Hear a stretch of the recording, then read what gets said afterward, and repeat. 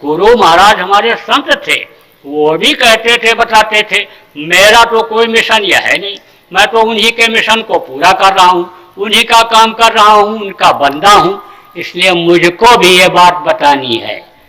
तो सबसे पहले तो अपने देश और देश के कर्णधारों को ये बताना है कि भाई आप शाकाहारी रहो, नशा मुक्त हो जाओ, आपकी जरूरत है देश के लोगों को, आपके अनुभव की जरूरत है देश में। लेकिन जब शराब पी के मस्त हो जाओगे, अपना अनुभव क्या दे पाओगे? अभी कोई चढ़ाई कर दे आपके ऊपर, हर शराब के नशे में हो, आप क्या ऑर्डर दे सकते हो? आप मस्त पड़े हो तो आप क्या कुछ कर सकते हो? इसलिए दिल दिमाग बुद्धि को सही रखने के लिए जितने भी देश के कर्णधार हैं, इनको शाकाहारी नशा मुक्त रहना जरूरी है।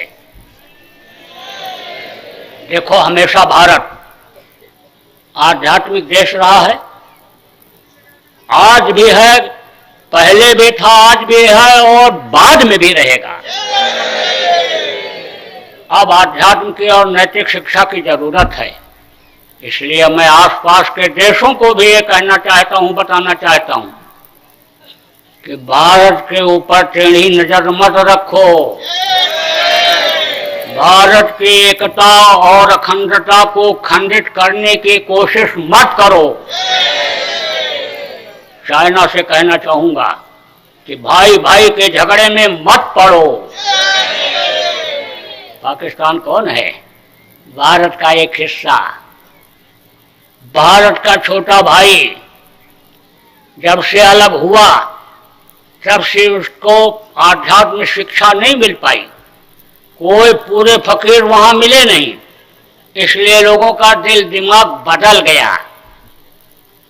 किस भाव में मरते हो, मरवाते हैं लोगों को कि जन्नत चले जाओगे, खुदा के प्यारे हो जाओगे, खुदा के पास पहुंच जाओगे। अरे खुदा को किसी ने देखा?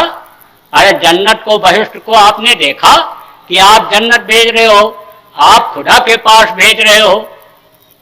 आप उस बात को समझो कि लोगों को भ्रम में डाल करके और ये जिस्मानी मस्जिद को खत्म कर दे रहे हैं, रूहों को निजात दिलाने के बजाय इसको दोज़ख में सजा भोगने के लिए भेज दे रहे हैं। इसलिए मैं ये अपील करूंगा, पाकिस्तान के प्रधानमंत्री से ये अपील करूंगा कि अगर आपको खोजने पर वहां कोई रूहानी तरक्की वाले आला फकीर अगर मिल जाएं, तो उनसे आप तालीम लो, उनसे आप शिक्षा लो, और ऐसे जो भ्रमित लोग हैं जिनका दिल दिमाग इधर उधर हो गया है, उनको शिक्षा दिलवाओ। और अगर तुम ऐसा नहीं कर सकते हो तो अपने बड़े भाई से हाथ मिला लो भारत से, और कुछ समय के लिए अपनी बागडोर देश की भारत देश को दे दो। भारत के आध्यात्मिक लोग उनको बदल देंगे, व्यवस्था को सही कर देंगे।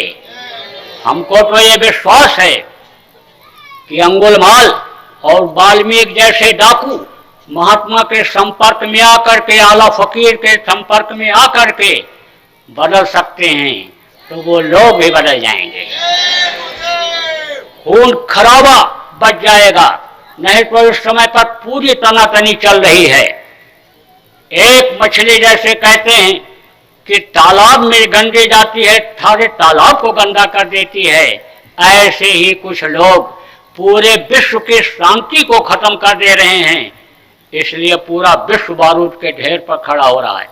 इसलिए मेरी ये गुजारिश है, मेरी ये प्रार्थना है कि आप आने समझ लो कि मेरी विनती को, प्रार्थना गुजारिश आरजू को आने स्वीकार करो और लोगों की जान माल को बचाओ। आपसे नहीं हो पा रहा है तो हमारे यहाँ साधक भरे पड़े हैं, देश सेवक भक्त पड़े हुए हैं भारत देश में, उनसे आप सलाह ले लो, उनको अपनी बागडोर एक बार के लिए सौंप दो। ये व्यवस्था पूरे विश्व में करके दिखा देंगे, आप भी शक्तिशाली हो जाओगे, ताकतवर हो जाओगे। दो बिछड़ गए भाई जब एक साथ मिल जाएंगे, पावर बढ़ जाएगी। तो अब आप इस बात को समझो कि देश की परिस्थितियां बहुत खराब हो रही, पापी पेट के लिए बच्चों को छोड़ करके जो सीमा पर जाते हैं, पहरा लगाते हैं देश की रखवाली के लिए, उनके आने समझ लो उनको शरीर छोड़ना पड़ जाता है, देश में शहीद होना पड़ जाता है। हमको बड़ी तकलीफ होती है।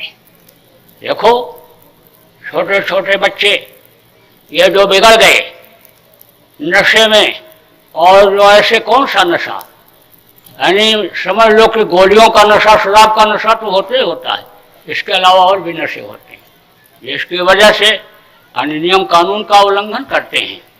अपने ही बच्चों पर इन पुलिस वालों को लाठियां चलानी पड़ती हैं, अपने ही पिता परिवार के लोगों पर जब वो पत्थर फेंकने लगते हैं व्यवस्था में, जब वो व्यवधान पैदा करते हैं, हमको बड़ी तकलीफ होती है, हमको बड़ा दर्द होता है। तो हम तो ये चाहते हैं कि व्यवस्था सही हो जाए, सबको रोटी रोजी मिलने लग जाए, सबको न्याय सुरक्षा मिलने लग जाए, सब ईश्वरवादी आध्यात्मवादी बन जाए, खुदा परस्त बन जाए, तो आगे का समय तो ऐसा हो जाएगा।